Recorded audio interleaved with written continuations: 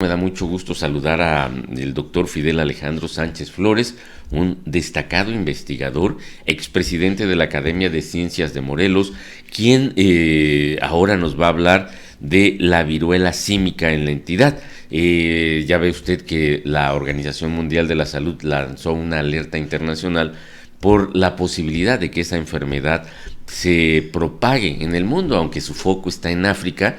El crecimiento exponencial que ha tenido en dos países de aquel continente, pues pone en alerta a todos porque la facilidad de viajar en avión hace que enfermedades de este tipo pudieran expandirse. Pero bueno, el que es experto en este tema es el doctor Fidel Alejandro Sánchez Flores, a quien le doy la bienvenida, doctor. Oscar, muy buenos días. Un saludo a ti y a toda la auditoría. Muchas gracias por la invitación. No, al contrario, gracias a usted por compartir sus conocimientos. Pues, ¿cuál es el panorama, el riesgo que vive México y el estado de Morelos ante no la llegada de esa enfermedad, pero en el rebrote que se está dando en África? Bueno, déjame darles un poco de contexto de la enfermedad. La viruela símica es un virus similar a la viruela humana que finalmente brinca de los chimpancés o de los primates que habitan en África, y de hecho ya había sucedido esto desde los años 70. Y a este virus, que se le llama virus o el monkeypox en inglés, el virus de la viruela símica, ahora pues, se le pone como tal esta H al principio para denotar que también afecta a humanos, y es el virus de viruela símica humana. Entonces ya el virus ha mutado lo suficiente para de primates como chimpancés adaptarse al ser humano, y esto, como te decía, sucedió en los 70s. Se contuvo la enfermedad, pero no fue hasta hace 2 años que una nueva variante hizo una rama, digamos, en el árbol genealógico de este virus, y es el clado 2, que surgió los primeros casos hace 2 años, ¿no? Esta nueva variante está circulando desde hace 2 años en todo el mundo. A final de cuentas, no tiene tanto problema porque no es tan transmisible, y la cadena de transmisión que se ha visto es entre hombres que tienen sexo con hombres, y finalmente eso digamos, evitado que la transmisión sea masiva. No obstante, al ser un patógeno nuevo, en teoría, pues genera un gran riesgo para la población.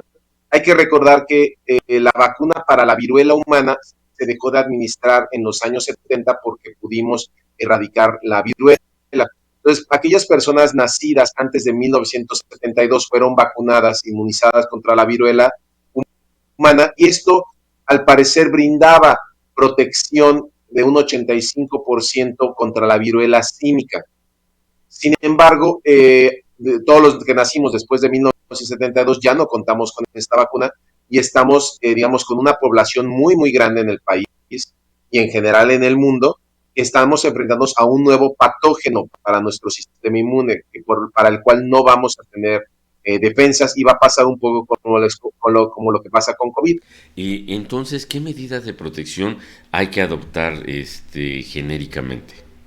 Mira, como les decía, lo que se aprendió de este virus de hace 2 años, que de hecho me parece que hace una semana alertaron de 2 casos en Puebla de viruela símica, y no se hizo la distinción, pero no es esta que está ahorita causando muchos problemas, que es el clado 1B, perdón, que es mucho más transmisible y más, digamos, mortal. Por lo tanto, hay que recordar que un virus, entre más transmisible, se vuelve más mortal, no tanto por el virus en sí, sino por la capacidad de transmisión, y por lo tanto la gente que les puede llegar, pues es más la probabilidad de que alguien pueda morir. Digamos que para esto, pues como les decía, las medidas que se pueden tomar es vacunarse. Desgraciadamente, desde el año pasado, que ya estaba disponible una vacuna en Estados Unidos autorizada, y que estaba esta alerta por la viruela símica de esta otra variante que no era tan mala, por así llamarla, el gobierno se pronunció, que dijo que no iba a comprar vacunas para viruela símica. Ahora, con esta nueva variante, que es mucho más transmisible, pues la transmisión, como les decía, la variante pasada era mayoritariamente por contacto muy íntimo, y esto se veía mucho en hombres que tenían sexo con hombres, pero de todas maneras se puede uno infectar hasta por contacto con la ropa de cama, con toallas, con contacto físico, ¿no? Cercano con algo que esté infectado o alguien que esté infectado. De este nuevo virus, como bien decías, está, digamos, en el Congo principalmente y en algunos lugares de África con mayor incidencia, pero también vemos que el virus ya se movió ahorita, al menos hace una semana hicieron el reporte del primer caso en Suecia. Entonces ya cuando esté en Europa es cuestión de algunos meses que llega a México. Y pues te digo, las medidas pues son difíciles, se requieren mucha higiene, sobre todo para lugares donde hay digamos contacto con cama de ropa, por ejemplo, o hospitales, hoteles, etcétera, y que se tiene que manejar con mucha higiene, y nosotros pues simplemente evitar contacto físico o íntimo con personas que presenten síntomas de alguna enfermedad infecciosa y sobre todo que presentan estas pústulas, estas lesiones en la piel que son características de la viruela. La Unión Europea, por lo menos hasta ayer, había descartado cerrar fronteras y poner filtros porque considera que se puede manejar fácilmente, pero si se expandiera, ¿podríamos volver a la era del COVID? Pues mira, por la vía de transmisión que requiere contacto íntimo, a diferencia de un virus como COVID que está en el aire, que es de transmisión aérea, pues sí, digamos que la cadena de contagio es otra. Ahora, a mí me parece que es un error esta decisión de la OMS, porque eso ya lo vimos con ellos mismos en el COVID. O sea, en el afán de no alertar o no, digamos, causar el pánico en la población, caemos en esta falta de prevención o en esta falta de conciencia de lo grave que puede ser la enfermedad. Y a final de cuentas, a mí lo que me sorprende es que podría tomarse esta medida si hubiera un plan a nivel mundial de vacunación con la cual proteger a las personas. Desafortunadamente, como les decía, o sea, la vacuna en general no está siendo distribuida en el mundo, porque pues, en el mundo hay esta, digamos, visión de que se puede controlar de otras maneras, pero finalmente las vacunas serían y han demostrado ser la manera más efectiva. De otra manera, pues tendríamos que aumentar mucho la higiene y reducir mucho nuestro contacto con personas, ¿no? ¿Esa vacuna es de las que se fabrican con las nuevas técnicas o es una vacuna que con las técnicas tradicionales? No, es con las nuevas técnicas de RNA mensajero, similar a lo que vemos para COVID. Y de hecho, pues sí, ya tiene pruebas. Por ejemplo, muchos del ejército estadounidense que tienen que viajar mucho a África se las ponen y ya está diseñada para esta nueva variante, como te decía. El punto es de que la viruela ya se había erradicado, la viruela humana, y las personas que incluso pues, nacieron antes de 1970 aquí en México, seguramente tienen la vacuna, la primera. Ahora, no sabemos qué tanta inmunidad les siga, digamos, quedando, porque pues también aquí el factor de la edad pues hace que ¿cómo se llama? Que la vacuna no tenga la misma efectividad, ¿no?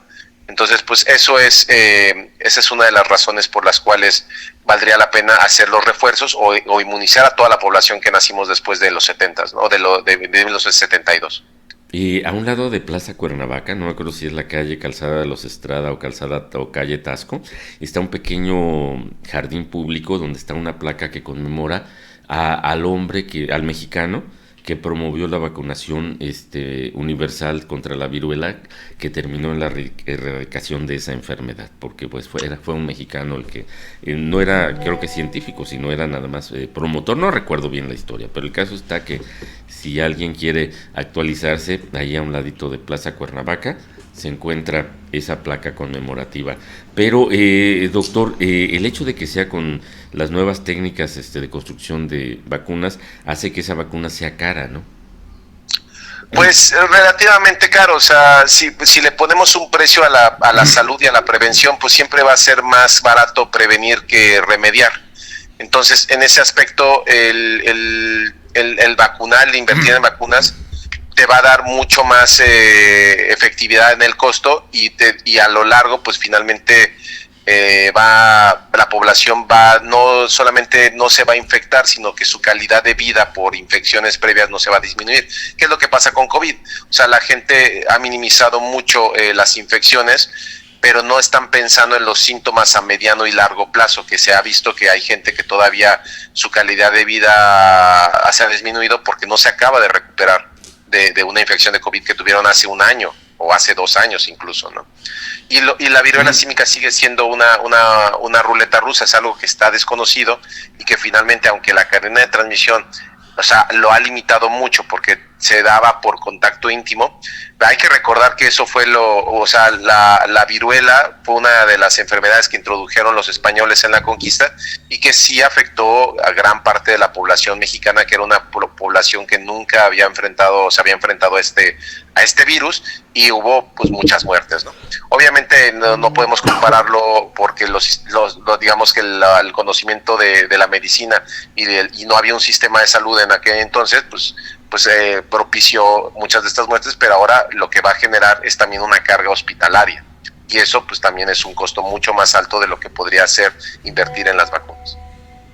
Pero también ya ve que quienes encabezan los gobiernos piensan en el costo a corto plazo, no piensan en el costo a largo plazo que usted acaba de mencionar, y pues ahí está hasta el peligro de que Donald Trump llegue al poder, y pues eso puede causar un efecto contagioso. Cuando él era presidente de Estados Unidos, hizo que, por ejemplo, Brasil, el presidente de Brasil, se diera el valor de no comprar vacunas contra el COVID porque decía que no era necesario, y pues bueno, siempre estamos en riesgo por lo mismo, y la responsabilidad es de cuidarnos unos a otros.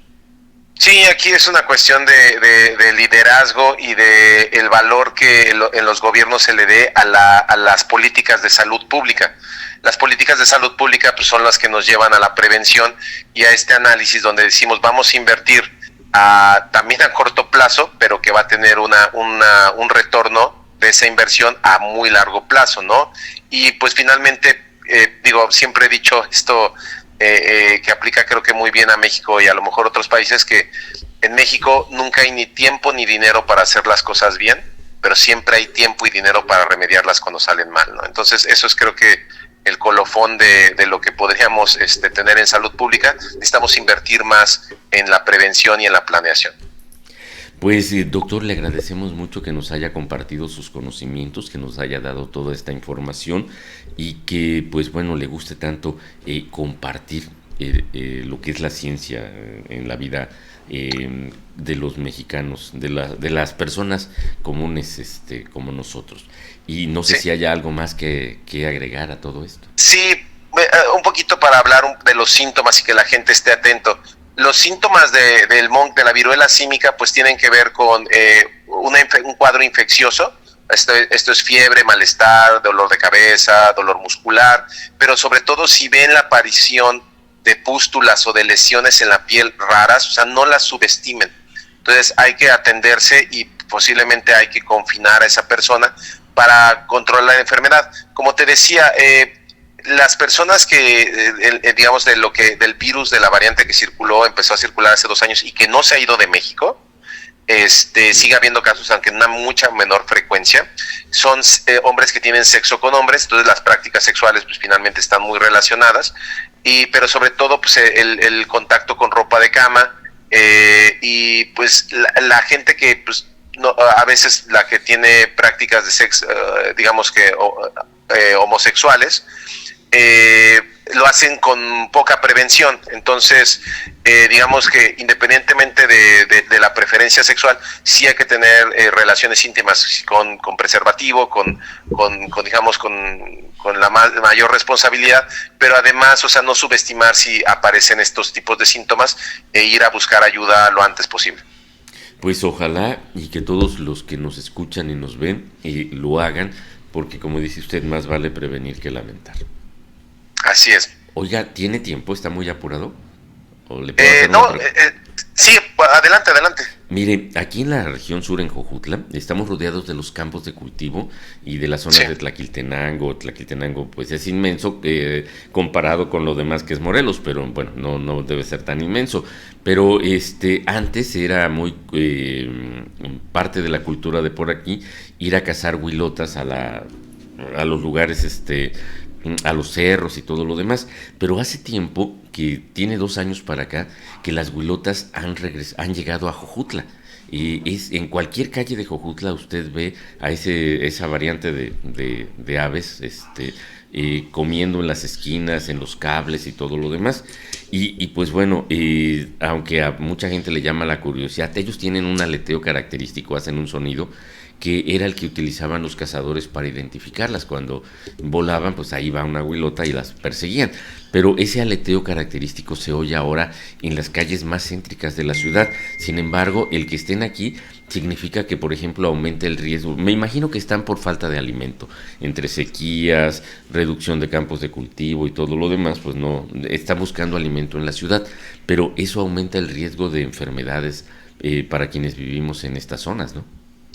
Pues mire, sí, a final de cuentas, o sea, hay que recordar que el 60% de las enfermedades que nos afectan hoy en día son de origen zoonótico. O sea, quiere decir que estuvo en un animal y brincó al ser humano, y normalmente porque nosotros invadimos los hábitats de esos animales, y o bien pues finalmente, como dices, por algún comportamiento que es digno de ser estudiado de manera científica, pues entonces esas especies se empiezan a volver una plaga.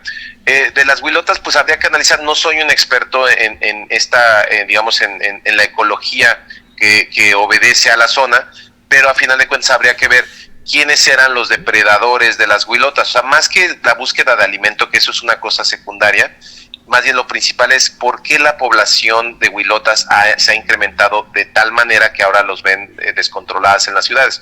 Y es posible que más que porque no haya alimento y vayan a las ciudades a buscarlo, es más bien hay algo que se comía a las crías o a las huilotas y que controlaba esa población, que ya no existe. No sé qué, o sea, no sé si puede ser algún reptil o algún otro animal, pero habría que ver, porque finalmente ese animal posiblemente ya también su población ha bajado y se ha descontrolado o se ha desbalanceado ese ecosistema.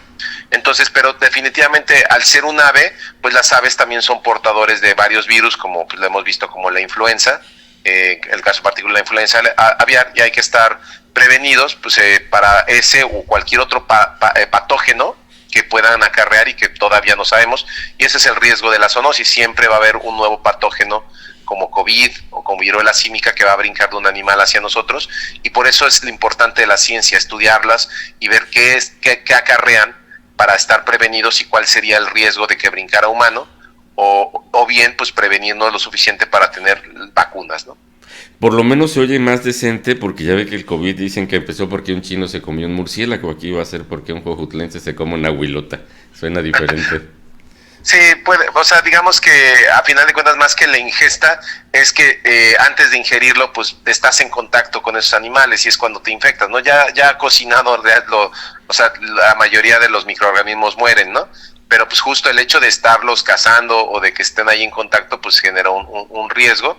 Y pues sí, o sea, así es la vida, digamos, no hay mucho que hacer más que estudiar estos casos para estar preparado, ¿no? Y esto pues ya lo hemos discutido muchas veces, requiere de una inversión fuerte, requiere de muchos años, es algo que tenemos que empezar a hacer algo en algún momento en México y sostener el esfuerzo para que rinda frutos posiblemente en 10, 20 años, pero pues tendríamos un